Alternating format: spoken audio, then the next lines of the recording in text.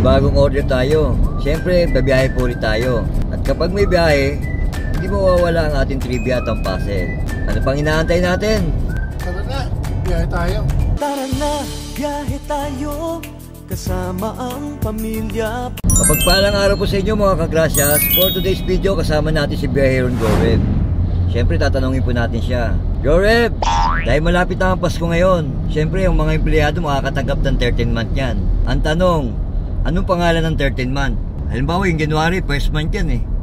Yung December, 12th month yan. So, yung 13th month, anong tawag? 13th month? Mali. Kayo mga kagrasyas, alam niyo po ba yung sagot? Abangan po ninyo sa dulo ng video ito para sa ating kasagutan. Pero sa ngayon, mag-deliver po muna tayo sa Hirona Tarlac ng mobility scooter, removable battery. At habang patungo kami sa bahay ng customer guys, pakinggan po muna natin ang 3 trivia about Hirona Tarlac. Let's go!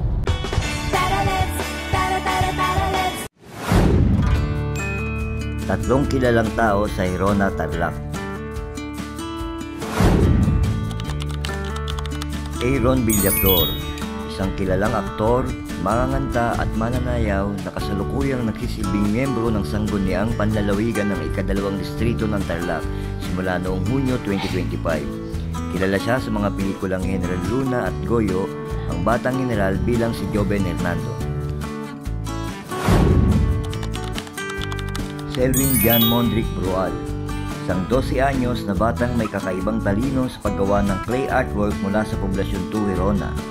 Natuto siyang gumawa ng mga larawan gamit ang luma noong siya ay nasa baitang 2 at ibinida ang kanyang mga likha kabilang ang mga karakter mula sa Encantadia at Miss Universe Philippines noong panahon ng community quarantine. Rica Navasa, siya ay isang pampublikong serbisyo mula sa Barangay Prestado, Hirona at kinilala bilang mahusay na barangay opisyal sa kanyang lugar. Bukod sa paglilingkod, siya ay isang aktibong tagapagtaguyod ng karapatan ng LGBTQ+ at nakasama na sa mga programa ng GMA tulad ng AHA at Bubblegum. Sa lahat ng taga-Hirona Tarlac, shoutout po sa inyong lahat, naway pagkawalain pa po ng ating may kapal ang inyong bayan.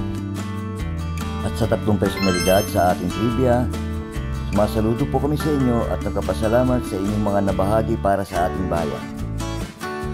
Doon naman po sa mga interesado sa aming mobility scooter at electric wheelchair, welcome na welcome po kayong magbisita sa aming showroom sa Taguig o tumawag kayo sa mga number na nakikita ninyo sa screen.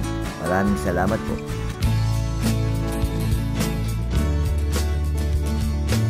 So ito na po mga kagrasyas. Papasok na po kami sa bahay ng pagdideliveran po namin dito sa Tarlac. Ayan po, yung sa kaliwang blue na may bubong, ayan. Ayan po yung bahay nila.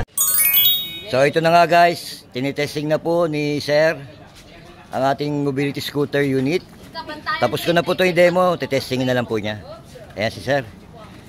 Happy birthday nga pala kay Sir, Tatang. Regalo po ito sa kanya ng mga anak niya.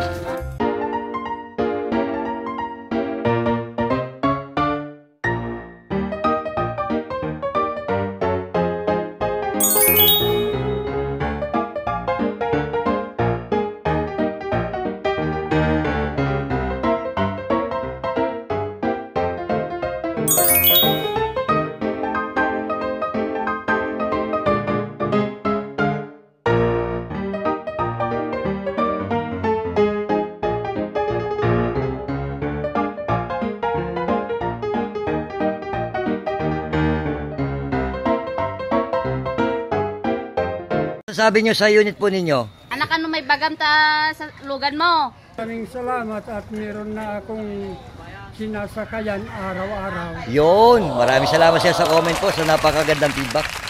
So yun na nga guys, tapos na po kami mag-deliver. So tanungan tayo na po tayo.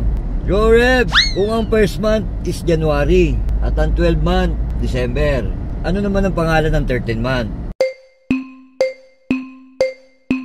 13th month? Mali. Kakantayin ko sa iyo yung sagot. Enero, Pebrero, Marso, Abril, Mayo, Junio, Julio, Agosto, Setyembre, Oktubre. Ay, patagtugin natin. Nobyembre, Desyembre, Lubi, Lubi. Alam mo na yung sagot ha, lubi-lubi. Yun lang po mga kaklasyas, maraming salamat sa panonood. Kung nagustuhan po ninyo ang video namin, don't forget to follow, like, and subscribe. Salamat po.